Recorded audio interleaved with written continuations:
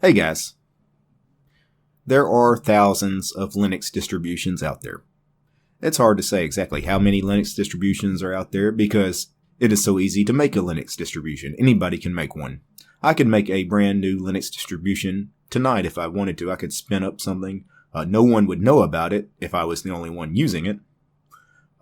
But as far as the popular Linux distributions that are publicly known, distrowatch.com is the best source of information for those Linux distributions, and DistroWatch currently has well over 300 Linux distributions listed on its website.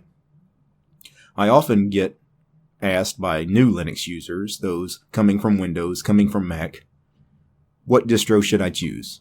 I go to DistroWatch, I see hundreds of Linux distros listed there. Which one is appropriate for me, the new Linux user? They get overwhelmed by this gigantic list of Linux distributions. They don't know what the difference between Linux A and Linux B is. So basically, I thought I would make a quick video here breaking down the Linux distribution chart. Basically, I'm going to break all the Linux distributions down based on their parent distro. And that really will give you some idea of the target audience, the intended audience for that particular Linux distro. So let's get started.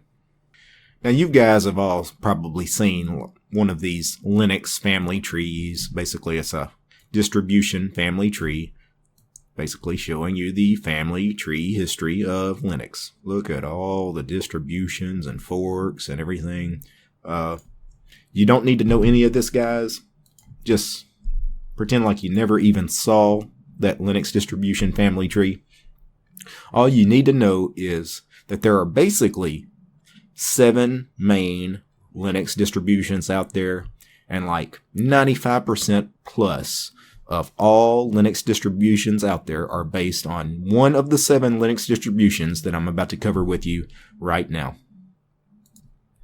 Of course, let's start with Ubuntu, the most popular Linux distribution, certainly the most popular Linux distribution on the desktop, by far.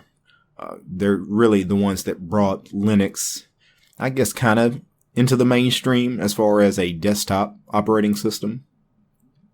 I pulled down a blurb from their homepage, the Ubuntu.com homepage. Ubuntu is an open source software operating system that runs from the desktop to the cloud to all your internet connected things. They mentioned the desktop. Of course, I told you it's the most popular Linux distro on the desktop, has been really for many years, really since it first hit the scene. It kind of blew up. It's also probably the most popular cloud distro, very popular in the cloud server industry. Has pretty big server market share in general, very popular for like web servers and such. So Ubuntu is kind of a jack of all trades as far as its intended audience. It is a very easy to install, very easy to use desktop Linux distro, which is why it's so popular. It is also a great server distro. Ubuntu offers a couple of different minimal ISOs. If you want to do like more advanced stuff on the desktop, you want to start with a minimal, bare bones base install of Ubuntu and then build on that. You can do that sort of thing. Ubuntu has 1 million official flavors. They have their KDE flavor, Kubuntu. They have their XFCE flavor, Xubuntu. Of course, we have Lubuntu, Ubuntu Mate, and like a dozen others. Ubuntu Studio geared toward those in the multimedia industry. So Ubuntu, for those of you wondering about where to start, Ubuntu is almost always recommended as a first Linux distro. If you're not sure what your first Linux distro should be, download the latest release of Ubuntu, in particular the latest LTS, the long-term support release of Ubuntu, because it's going to be rock solid, stable, easy to install, easy to use out of the box. OpenSUSE. OpenSUSE is very easy to install and easy to use, very similar to Ubuntu in that respect.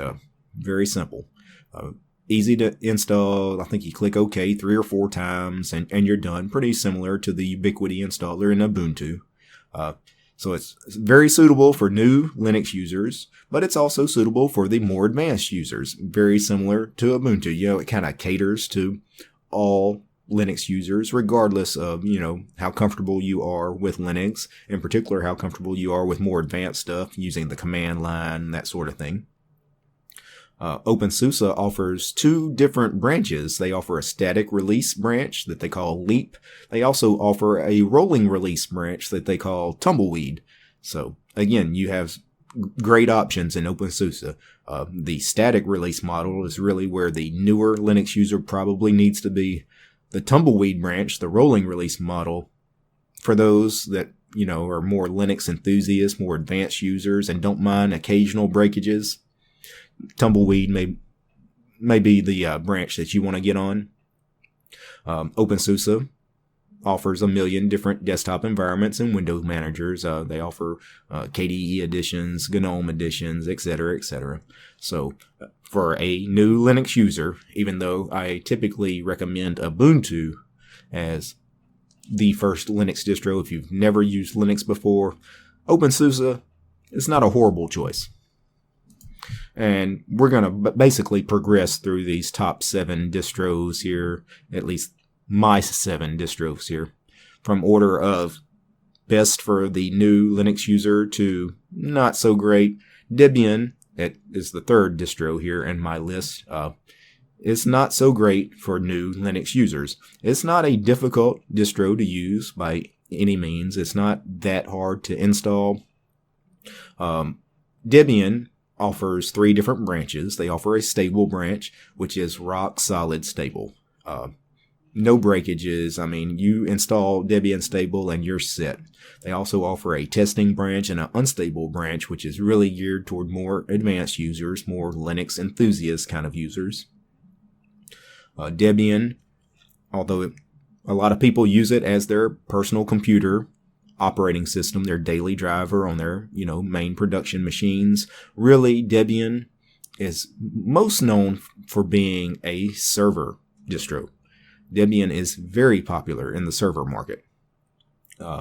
Debian is also very popular as being used as a base to base other Linux distros on. I mentioned the 7 distros I'm reviewing here are all basically what everything is based on. Debian is really the most popular one to base a distro off of. There are probably, over half of all Linux distributions out there are based on Debian in some way. They're either based on Debian itself, or they're based on Ubuntu, which is based on Debian, or they're based on some other Debian spinoff. So, as far as why I wouldn't recommend Debian to a new user, Debian, by default, does not ship with any non-free software. It ships strictly with free software. So adding all your third-party drivers, all your proprietary drivers and multimedia codecs and stuff can be a little challenging in a distribution like Debian. So it's not something I recommend to brand new Linux users. I would much prefer them go with Ubuntu as a brand new user or OpenSUSE. Debian, we're starting to step up a little bit. This is where you probably need to have spent some time in Linux for a little while before installing something like mainline Debian. And progressing a little further, number 4 in my list here, Fedora. Fedora is a very popular Linux distro on the desktop. Maybe the 2nd most popular Linux distro on the desktop behind Ubuntu. It's hard to say. There's no real good numbers. But Fedora is a very popular Linux distro. It is developed by a community project called the Fedora Project, which is really Red Hat. The Red Hat Corporation is behind Fedora. And their goal really is to be on the leading edge of technology. They want to be really a bleeding edge Linux distribution. So if stability is what you're after, Fedora is probably not the distro you want to be running. Since stability is not their main goal, I don't recommend it to new users. For the brand new Linux user, I would not recommend Fedora. Very similar to why I wouldn't recommend Debian for new users too. Fedora only ships with free software. It will not ship with any non-free software. So installing all that proprietary drivers and codecs and such can be a little bit of a challenge in Fedora, just like it is in Debian. So I do not recommend Fedora to the new Linux user. And now we really start getting into some of the Linux distros that I absolutely would never tell a new Linux user to use. Matter of fact, I would tell them to steer clear of the next 3 Linux distributions I'm going to mention. Arch Linux. Arch is a rolling release distro. Rolling release means everything on your system is constantly being updated. Every time a package on your system has a new release out, it's going to be updated. Nothing is held back. With so many packages constantly being updated on your system, it's a big potential for breakage. Arch Linux is well known for being a lightweight distro that follows what they call the KISS model. Keep it simple, stupid. KISS. Now, saying Arch is simple or Arch, loves simplicity does not mean that Arch is easy to use. Simple does not equal easy. When Arch talks about simple, what they're meaning is unnecessary modifications and additions.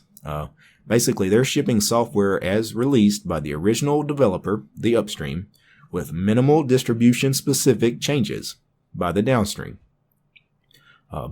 The Arch install, while not, just crazy hard, is a text-based installer. You do have to be familiar with the command line. You're going to have to read through the Arch wiki and follow some steps as you're installing.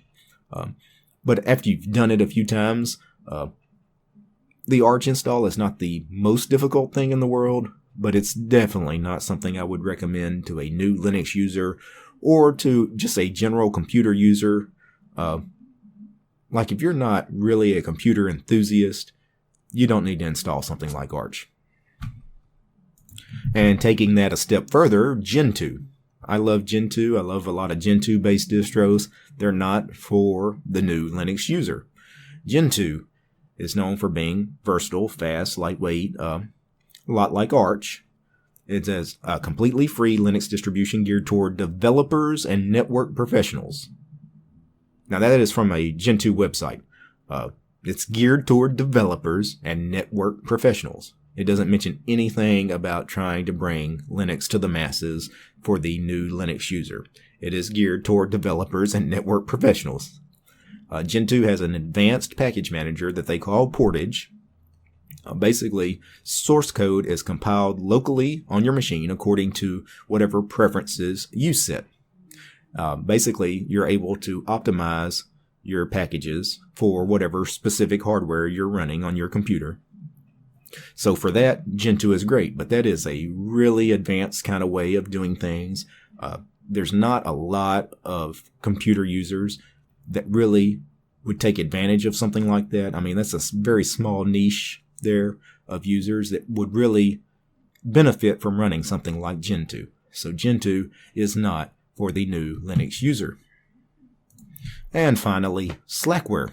Slackware is the oldest Linux distribution that's still around. It's been around since 1993.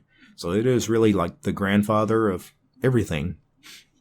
Slackware aims for design stability and simplicity and to be the most Unix-like Linux distribution, whatever Unix-like means. And that particular term means different things to different people. Slackware provides no graphical installation procedure. So no GUI installer. So I wouldn't recommend that for new users. It also does no automatic dependency resolution of software packages. That's not for the new Linux user either. So because of its very conservative and very simplistic features and simple here, when we're talking simplistic, we're talking about this kind of simple we also talked about in Arch. That's not suitable for the new user. It is more suitable for the advanced user, for the Linux enthusiast. Okay, guys, so basically, recapping, the big 7 Linux distributions, at least according to me, in my opinion, those 7 big distributions, Ubuntu, OpenSUSE, Debian, Fedora, Arch, Gentoo, and Slackware, again, pretty much 95% plus of all other Linux distributions out there are based on one of these 7. There's a very, very small number of Linux distributions out there that are not based on one of these 7. They're what we call independent Linux distros. 2 that come to mind immediately. Solus is an independent distro. Void Linux is another independent distro. They're not based on one of these 7 distros. But pretty much everything else will be based on one of these 7. And breaking it down, again, for the new Linux user, if you're looking to try a distro, wondering what is appropriate for your particular user level, for the new Linux user, you need to stick to Ubuntu and those distros based on Ubuntu. OpenSUSE and those distros based on OpenSUSE. You get a little bit more advanced, say you spent, 6 months, a year playing around in Ubuntu or OpenSUSE or one of those distros based on them. You want to step up your game a little bit. Debian and Debian-based distros, and Fedora and Fedora-based distros are the next step. Unless you're planning on really becoming a pretty hardcore Linux enthusiast, the last 3 in the list, Arch and Arch-based distros, Gentoo and Gentoo-based distros, Slackware and Slackware-based distros. They're really for the advanced user. I know some people are going to say, well, there are exceptions. Manjaro and Antergos are Arch-based Linux distributions that are pretty easy to install. I agree, they are easy. They're still rolling release distros. I don't recommend any rolling release distro for a new Linux user. Because you are going to break something. You're going to have breakages. And the Linux novice, the brand new Linux user, is going to have absolutely no idea how to fix anything that breaks on their system. So even though there are some easy to use Arch-based distros and some easy to use Gentoo-based distros, or easier to use Gentoo-based distros, things like Calculate and Redcore, I don't recommend any of those to a new Linux user. You're just asking for trouble when you put a new Linux user on anything based on Arch, Gentoo, or Slackware. So I hope this helps, guys. Peace.